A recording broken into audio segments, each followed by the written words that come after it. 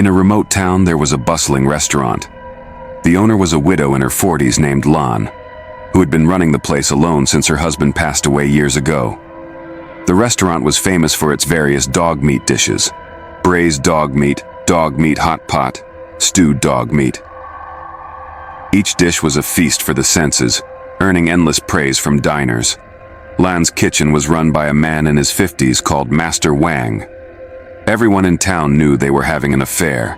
Master Wang was incredibly skilled, especially at preparing dog meat.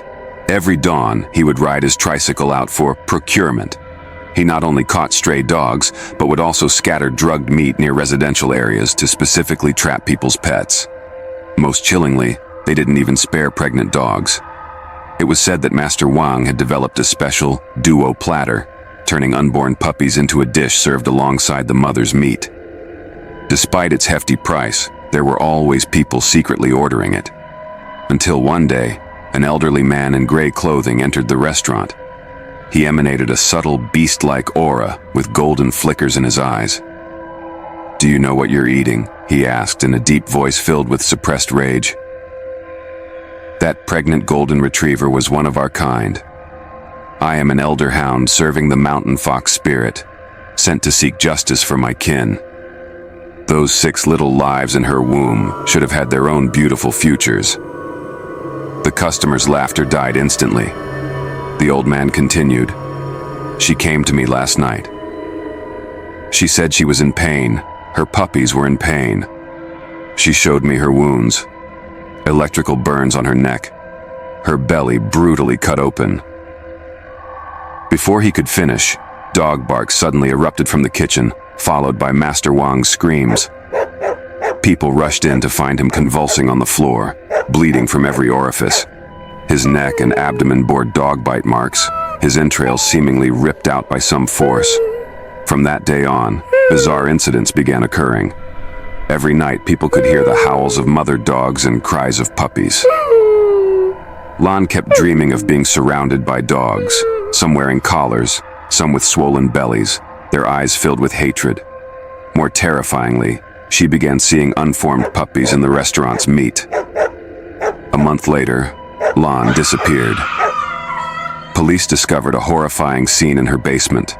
Walls covered with dog collars, some still bearing owner's contact information. Piles of dog bones filled the corners, many belonging to unborn puppies. When Lan's body was found, her entire abdominal cavity had been hollowed out, just as he had done to those mother dogs. The old man vanished as mysteriously as he had appeared.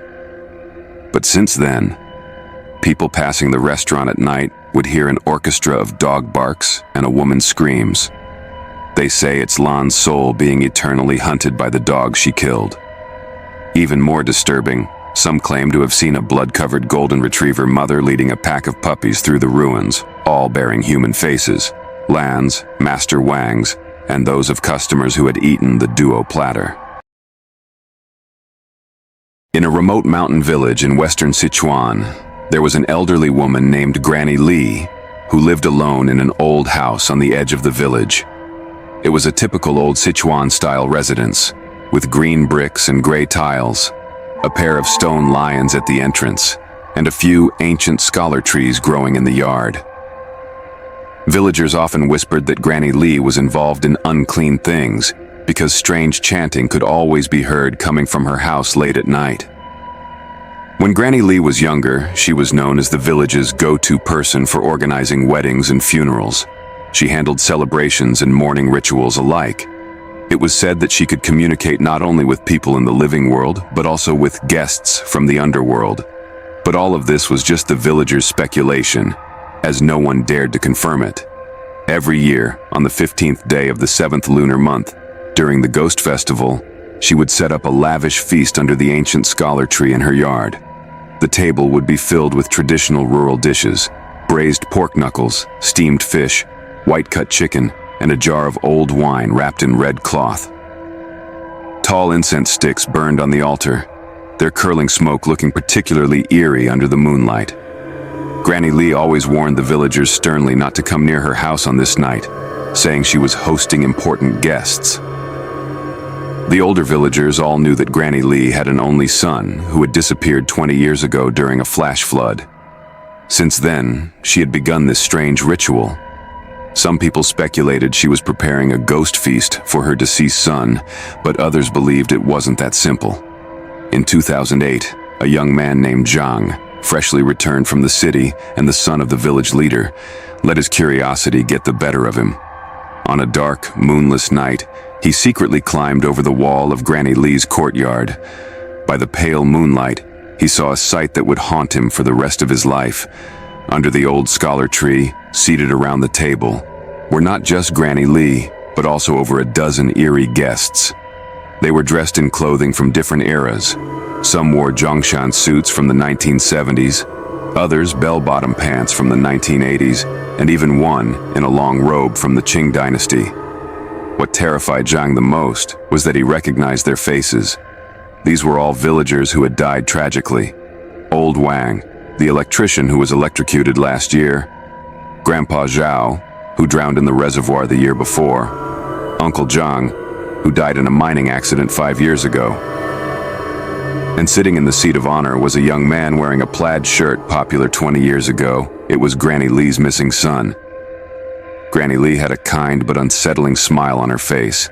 She served each guest, offering food and pouring wine, muttering, "Come, try this. These were all your favorite dishes when you were alive." The guests actually started eating. Their chopsticks passed through their translucent bodies, and the food vanished into thin air. Even more chilling was that they chatted while eating, reminiscing about their lives before death. At that moment, a gust of cold wind swept through, and the bare branches of the scholar tree cast twisted shadows under the moonlight. Granny Lee suddenly raised her head and looked directly at the spot where Zhang was hiding. Her kind smile twisted into a sinister scowl as she shouted, "Who dares disturb my family feast?" Zhang was so frightened that he fell off the wall with a loud crash. When he scrambled to his feet, the courtyard was already empty. The lavish feast on the table had turned into piles of rotten, foul-smelling black water, and the air was filled with the stench of decay. The next morning, the villagers found Granny Lee dead beside the table, her face frozen in a strange, serene smile. In front of her was a yellowed ledger filled with dense records. It documented the names of all the villagers who had died unnatural deaths over the years, along with their favorite dishes.